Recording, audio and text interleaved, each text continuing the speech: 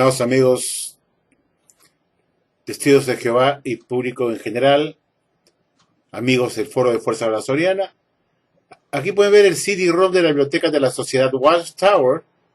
con la revista de la Atalaya de fecha 1 de diciembre de 1993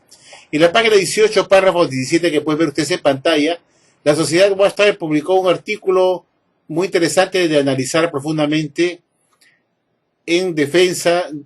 de la personalidad del juez Joseph Franklin Rutherford, segundo presidente de la Sociedad Watchtower. Este artículo engañoso, mentiroso, trata de encubrir la verdadera personalidad de Rutherford, mostrándolo como un hombre que fue un ejemplo de humildad, de ser un valiente defensor de la verdad, de la Biblia, y que era un hombre de corazón humilde. Veamos qué dice la Watchtower respecto a la personalidad del juez Rutherford. Yo voy a mostrar que lo que se publica acá, lo único que busca es maquillar lo que en realidad era este hombre, este personaje, segundo presidente de la Sociedad Watchtower, y voy a desvirtuar, voy a desenmascarar a Watchtower, que lo que pone acá pretende sorprender a la gente, a los miembros de Testigos de Jehová, para que crean que Rutherford fue un hombre humilde de corazón, un hombre aceptado por Dios, un hombre que predicó la verdad bíblica y que fue su única labor, su única, fue una actitud valiente en defender las verdades que se enseñan en la Biblia. Y se lee así, queridos amigos, en el párrafo 17 como sigue. Otro fiel siervo de nuestros tiempos al que Jehová utilizó muchísimo fue Joseph Franklin Rutherford, mencionado al principio del artículo. Fue un valiente defensor de la verdad bíblica y, en concreto, del nombre de Jehová. Aunque se le conocía generalmente como el juez Rutherford, era un hombre humilde de corazón.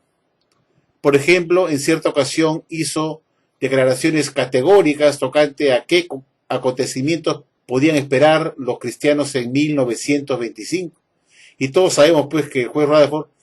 comenzó en 1920 con la publicación de un libro titulado Millones que ahora bien jamás morirán, porque él pensaba que el Armagedón estaba a la vuelta de la esquina para el otoño de 1925, en que resucitarían los antiguos hombres fieles de la precristiandad, como Abraham, Isaac, Jacob, David, Moisés, Josué, Sansón, etc., y que habitarían la tierra en un paraíso restaurado en 1925. Y esa era la promesa, la aseguración o aseguramiento que hacía el juez Rutherford en esta campaña que él llamó campaña de los millones. Y sigue diciendo lo siguiente: cuando no se cumplió lo que él esperaba, dijo humildemente a la familia del Bethel de Brooklyn que se había puesto en ridículo. Bueno, no solamente dijo que se había puesto en ridículo, sino que dijo, I made an ass of myself. Eso significa, he hecho un asno, un burro de mí mismo. Esas fueron las palabras reales. No solamente que se haya puesto en ridículo, sino que esa puesta en ridículo significaba que se había hecho un burro, un asno de sí mismo, tal como textualmente lo declaró el señor Frederick Franz, que estuvo presente en esa reunión en Bethel, donde Rutherford dijo, I made an ass of myself, con esta fecha fallida, con este desliz de 1925. Sigamos leyendo. Cierto cristiano ungido que tuvo una relación bastante estrecha con él, dio testimonio de que en repetidas ocasiones le escuchó disculparse en conformidad con el espíritu de Mateo 5, 23, 24. Bueno, habrá habido alguna ocasión que él tuvo que disculparse cuando ya era evidente su imprudencia, su error frente a otras personas. Pero yo tengo evidencia más que suficiente que demuestran que él no tenía esa costumbre de pedir disculpas cuando él hacía un comentario imprudente o cuando usaba lenguaje procaz para insultar a sus subordinados con mentadas de madre. No, a él no le interesaba ofender a nadie, un hombre duro, insensible, que era orgulloso, se creía dueño de la Watchtower, el único iluminado que tenía la verdad bíblica, y es por eso que todos sus libros que él publicó durante toda su vida, desde 1917 que entró a la presidencia hasta 1942, llevan todos esos libros, que son más de 26, que se llamó El Arco Iris de Rutherford, llevan en la contraportada escrito por el juez Joseph Franklin Rutherford y no por una clase del esclavo Philip Cretton. Eso mostraba que él era un hombre orgulloso, que era el único iluminado, el único que recibía el elemento espiritual, el único preparador del elemento espiritual,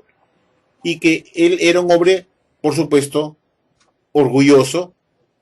que pensaba que él tenía la verdad bíblica. Después continúa diciendo, y como digo, pues regresando a esta parte, yo voy a mostrar que ese espíritu de Mateo 5, 23, 24 no lo acompañó siempre al juez Rutherford.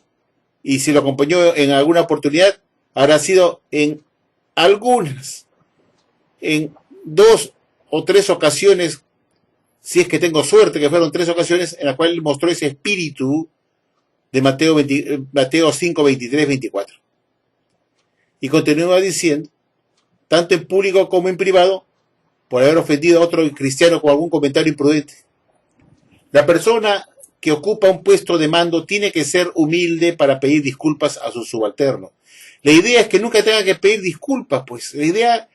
de un hombre que ocupa una posición de presidente es que tiene que ser una persona mansa de corazón, prudente, justamente prudente, que tenga los atributos para ocupar la presidencia, que sirva de ejemplo de una figura respetada por parte de los miembros, para que jamás tenga que pedir disculpas. El hecho de pedir tantas disculpas a sus subalternos por su imprudencia mostraba que él no estaba mostrando ser la persona para ocupar un cargo de presidente de una organización, cuando él mostraba una conducta anticristiana, haciendo algún comentario imprudente o usando un lenguaje inapropiado de un presidente de la ciudad Watchtower. Y entonces yo me pregunto, ¿por qué tendría que ser humilde para estar pidiendo disculpas a cada rato por sus metidas de pata? Eso lo que único demostraba que él no era la persona ad hoc, idónea para ocupar un puesto de presidente, de director, de ser representante de la Organización de Jehová en la tierra, en su persona, como presidente, cuando tenía que estar pidiendo disculpas a cada rato a sus subalternos por las metidas de pata, porque estaba alcoholizado, porque estaba de mal humor, porque no tenía dominio de sí mismo, inventaba la madre de sus subalternos, o se burlaba de ellos. Entonces esta persona, el señor Rutherford, no era la persona que era ad hoc para el puesto. Y finaliza diciendo este artículo que el hermano Rutherford dio un ejemplo magnífico a todos los superintendentes, sean de congregación, viajantes o de las sucursales de la sociedad. Bueno, aquí no dice qué clase de ejemplo magnífico dio a los superintendentes, ya sean de congregación, viajantes o de las sucursales de la sociedad. No dice qué clase de ejemplo magnífico dio, que posiblemente dio un ejemplo magnífico de lo que era el alcoholismo, de lo que era boca sucia, lenguaje procaz, inapropiado, comentarios imprudentes. Quizás en ese aspecto era un ejemplo magnífico el juez Rutherford dentro de la sociedad Watchtower. Pero que me vengan a decir que él fue un ejemplo magnífico para los subordinados. Él primero tenía que haber dejado el alcoholismo y de estar traficando alcohol desde el Canadá, a través del siervo de sucursal de Toronto, Canadá. Yo quería reflexionar con ustedes y hacer unas cuantas preguntas con respecto a este artículo. Se lo dirijo a la Watchtower para que me responda, a ver si podrá responder, pues. La primera pregunta que yo me hago, y que es que estas preguntas emanan después de haber leído este artículo, me salen a relucir o me afloran estas preguntas que voy a enumerar a continuación. Si realmente, como dice acá, que Rutherford fue un valiente defensor de la verdad bíblica, es decir, las verdades que él publicaba en sus libros, que llegó a conocerse como el Arco Iris de Rutherford, que consistían en 26 libros, que él fue un valiente defensor de la verdad bíblica que estaban contenidas en sus 26 libros pintorescos del Arco Iris de Rutherford. ¿Por qué esos libros se encuentran todos en la basura si contenían la verdad bíblica que él valientemente defendía? Esa es la primera pregunta. ¿Por qué esos libros que contenían la verdad bíblica no se siguen publicando ahora para que la gente se ilustre de esa verdad bíblica que él daba durante su presidencia de la sociedad, donde él volcó valientemente esa verdad bíblica en esos libros conocidos como el Arcoíris de Rutherford? ¿Por qué esos libros no se publican hoy en día para que sigan haciendo la misión de dar la verdad bíblica que supuestamente le fue revelada a él por el Espíritu Santo para alimentar a los domésticos? ¿Por qué están todos en la basura? Esa es la primera pregunta que le hago a la Watchtower, que sale de mi reflexión de este artículo de la Atalaya del 1 de diciembre de 1993, página 18, párrafo 17. La segunda pregunta sería, ¿por qué tuvo que reconocer Rutherford que él hizo el ridículo con lo de 1925 si supone que es Jesucristo quien da el alimento oportuno al esclavo para darlo a los domésticos de la casa de la fe? ¿Por qué él tendría que hacer el ridículo si se supone que lo que él publica en la revista de la Atalaya y en los libros de la sociedad Watchtower son alimentos que Jesús le ha dado a su esclavo a tiempo oportuno para alimentar a los domésticos? En todo caso, quien hizo el ridículo fue el suministrador del alimento espiritual, que fue Jesucristo, que supuestamente alimenta a su esclavo, como tanto nos enseña la sociedad Watchtower, que ellos reciben el alimento de Jesucristo y que son publicados en los libros de la sociedad Watchtower, que son alimentos que vienen del cielo, de las manos de Dios, que se lo entrega a sus esclavos fieles y cretos, a su cuerpo gobernante, para que lo traspasen o lo trasladen o lo den a los domésticos. ¿Por qué entonces el juez Rutherford tuvo que decir yo hice el ridículo si supone que él solamente se limita a publicar lo que él recibe o el esclavo recibe a su debido tiempo por parte del Señor Jesucristo? Puesto que la sociedad nos ha dicho en la Atalaya del 15 de julio de 2013, cuando habla del esclavo fiel y creto, que Jesús había prometido que escogería un esclavo para que Jesús pudiera darle a este esclavo el alimento oportuno para alimentar a los domésticos. Entonces, el único que hizo ridículo en todo caso fue el que proveyó el alimento a su debido tiempo a su esclavo. Ese fue el culpable, el Señor Jesucristo, que hizo el ridículo. Pero yo me vuelvo a preguntar, ¿por qué tendría que hacer el ridículo el juez Rutherford si es Jesús quien le proveyó la fecha a él? Por otro lado, la Watchtower dijo en Atalaya del 1 de mayo de 1959 que lo que la Watchtower dice es lo que Jesús dice, y resistirse a la organización es resistirse a Jesucristo mismo. Entonces, si lo que la Watchtower dijo que en 1925 vendría el Armagedón, entonces fue un dicho que vino de Jesucristo mismo, y tenía que aceptarse esta fecha como correcta, porque rechazar o poner en duda este año de 1925 como la fecha en la cual vendría el Armagedón era resistirse al mismísimo Jesucristo. Esa es otra pregunta. Tercera pregunta que le hago a la Watchtower Bible and Tract Society sería la siguiente. Si Rutherford fue humilde realmente, ¿por qué después de 1925, en que no vino su tan anunciado Armagedón y por el cual hizo el ridículo,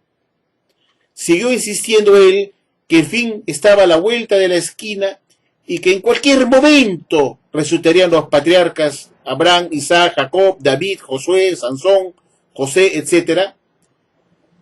Y pensando que ya iba a resultar en cualquier momento, se apuró en construir, se apuró él en construir una mansión en San Diego, California, que se llamó Bet Sarim, que es casa de los príncipes, para poder albergar a estos insignes hombres de la precristiandad. Y si realmente fue tan humilde y no resucitaron los patriarcas en 1929, y al ver que no venían los patriarcas, no habían resucitado,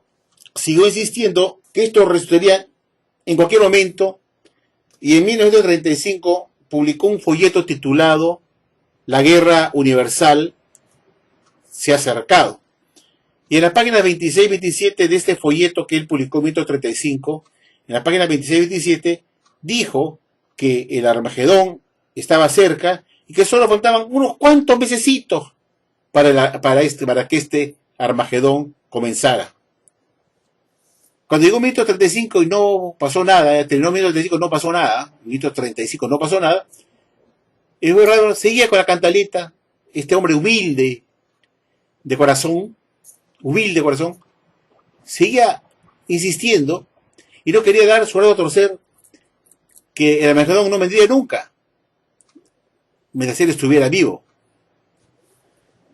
Y siguió insistiendo, después de 1935, en que falló nuevamente con esta fecha, diciendo en 1941, en la atalaya del 1 de septiembre de 1941, cuando presentó a su auditorio el libro Hijos, en ese discurso que dio en la Asamblea Internacional en San Luis, Missouri, en 1941, dedicado a los niños, diciendo a los jóvenes de ese entonces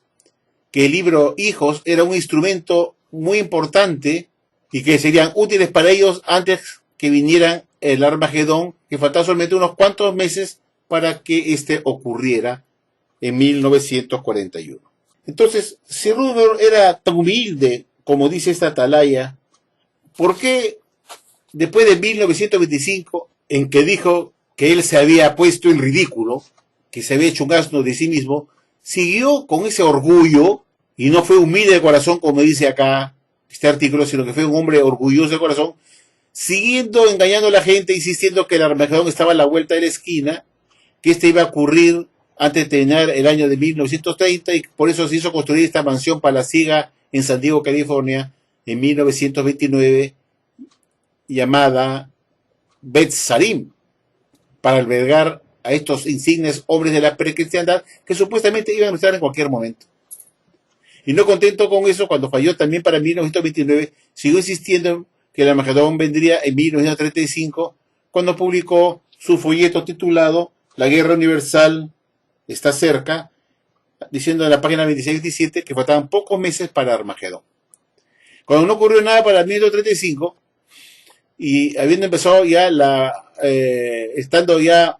a puertas la Segunda Guerra Mundial, en los años 40-41, comenzó a decir que esta guerra traería el Armagedón para 1941. Esa es otra pregunta. ¿Cómo se puede decir que fue un hombre humilde de corazón cuando seguía empecinado, orgulloso, no quería reconocer que había sido un burro, insistía en seguir siendo un burro, un asno, y a seguir haciendo el ridículo, diciendo que a lo mejor estaba a la vuelta de la esquina y aferrándose a esta idea de que los patriarcas resucitarían en cualquier momento? Han pasado, señores, casi 90 años desde que este señor Rutherford dijo que los patriarcas iban a resucitar en cualquier momento, y han pasado 90 años de eso y hasta ahora nada. No resucitan los patriarcas. Podríamos decir entonces que Rutherford fue un hombre humilde de corazón que aceptó su derrota al fallar con la fecha de 1925 y desistió de la idea de un Armagedón a la vuelta de la esquina. No dejó de ser un hombre orgulloso de corazón, puesto que no quiso reconocer humildemente de corazón que ya había hecho ridículo y que no valía la pena seguir haciéndolo más, con más fechas. Sin embargo, él siguió insistiendo en la misma cantaleta, en la misma guaracha, de que el fin estaba a la vuelta de la esquina, dando más fechas del fin después de 1925, para 1929, para 1935, para 1941, y ciertamente el Armagedón estaba a la vuelta de la esquina, y lo único que sucedió fue que el Armagedón le vino a él cuando él murió en 1942, y le vino el fin a él, y tuvieron que enterrarlo. Y por último, si Rutherford era tan humilde, como dice esta atalaya, porque en repetidas ocasiones se disculpó con algunos hermanos a los cuales él había ofendido o haber hecho un comentario imprudente, pero más fue por su boca sucia, que le gustaba mentar la madre cuando estaba cruzado o estaba medio borracho y las cosas no salían como él quería. Él no tenía ningún inconveniente de mandarte a la M o putearte o una mentada de madre si le da la gana. Entonces, eso es ofender a una persona, mentarle a la madre, insultarlo, humillarlo. Entonces, habrá habido alguna ocasión en que habrá tenido que pedir perdón por haber ofendido públicamente a un hermano y no le quedó otra cosa. En esas ocasiones en las cuales hubo testigos de sus insultos, seguramente se vio la necesidad de pedir disculpas, pero les puedo asegurar que habrá sido con todo el dolor de su corazón, porque eso habrá ido contra su naturaleza de hombre orgulloso que era. Y si verdaderamente era un hombre humilde de corazón, ¿por qué se tomó a mal la carta que le escribió el abogado de la Watchtower a él, llamado Olin Moyle, que le llamó la atención al juez Rutherford de su comportamiento impropio como presidente de la Watchtower, por una conducta impropia en Betel, que eso él pensaba, Olin Moyle, que esa era la casa de Dios, porque eso significa Betel, casa de Dios, pensaba que lo que estaba ocurriendo dentro de Betel, que era la casa de Dios, no era propio, eran cosas que no eran propias o eran impropias para una casa de Dios, como el libar licor todos los días, el contar chistes colorados por parte del presidente, el hacer bromas o chistes de doble sentido, de usar un lenguaje procaz impropios de un cristiano, el humillar a los subordinados en público, el ser grosero, impertinente, imprudente, carente de tacto. Y eso le dijo Olin Moyle en una carta al juez Rutherford, que él era un hombre que ofendía al propio Dios como presidente de la Watchtower con una conducta impropia, antibíblica, impropia de un presidente que representa supuestamente a la organización de Jehová en la tierra. Y esa carta existe, está en la internet. Es una carta bastante extensa donde el señor Olin Moyle, quien hacía las funciones de abogado de la Watchtower, tuvo los pantalones y el coraje y la hidalguía de mandarle una carta para dejarlo por escrito, llamando la atención al juez Rutherford de su conducta indecorosa como cristiano.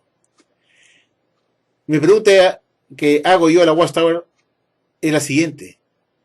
si realmente Rutherford era un hombre humilde de corazón, ¿por qué se la desquitó con Olin Moyle? Lo sacó a patadas de Betel, le sacó su maleta con todas sus cosas, porque él tenía un dormitorio, una habitación para él y su esposa, y ordenó que le echaran sus cosas a la calle, como cuando un marido infiel es sorprendido por su esposa y la esposa le tira todas sus cosas a la calle. La Watchtower trató a Olin Moyle como una basura, porque le dijo sus verdades al juez Rutherford por sus constantes ofensas que hacía con los subordinados al usar un lenguaje procaz, humillante a los subordinados, por contar chistes colorados, por incentivar las bebidas alcohólicas en Betel, por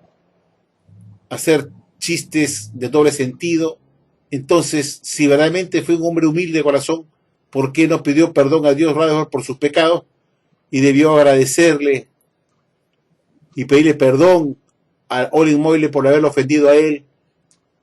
por las cosas que Olin Moyle vio de Rutherford? ¿Acaso Rutherford mostró una actitud de humildad de corazón cuando en vez de reconocer su error, sus pecados, su alcoholismo, su lenguaje procaz, sus chistes de doble sentido, su manera de tratar a los hermanos subordinados como si fueran basura, en vez de pedir perdón y decirle, me has hecho reflexionar,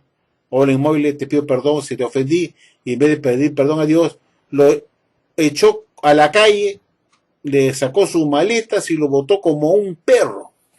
Entonces Rutherford no tenía nada de humilde de corazón, en absoluto, y todo esto es un engaño, una mentira, puesto que la Watchtower no cuenta pues el caso de Olin Moyle acá. Deberían también describir cómo el juez Rutherford le pidió perdón, pues supuestamente a Olin Moyle por todas las cosas malas que le hizo ver Olin Moyle, y que reconoció humilde de corazón que efectivamente Olin Moyle tenía razón de increparlo por escrito de esa manera. Sin embargo, ¿cómo se explica que si Rutherford fue un hombre humilde de corazón, se la desquitó con odio hacia Olin Moyle, quien le hizo ver a Rutherford que estaba actuando como un sirviente fiel de Satanás el diablo? Ahí está, pero eso no lo dice en este artículo. Y eso los invito a ustedes, te dije, Jehová, que entren al internet y pongan solamente en Google, pongan el Olin Moyle, el nombre Olin Moyle, y verán quién fue este señor Olin Moyle. Sabrán quién fue Olin Moyle, el abogado de la Watchtower en los años 30, que fue llevado por el mismo juez Rutherford a trabajar como abogado de la sociedad con alojamiento fijo dentro de Bethel. Y para culminar, si Rutherford era tan humilde, ¿por qué no le pidió perdón al siervo de sucursal de Canadá, el señor Walter Salter, quien sirvió de cómplice, de compinche de Rutherford, para contrabandearle el licor desde Canadá para el juez Rutherford a Nueva York, a las oficinas de Brooklyn, Bethel,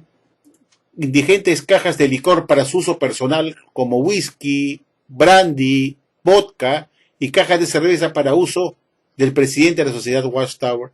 Y el señor Walter Salter, siervo sucursal de Toronto, Canadá, se prestó para adquirir licor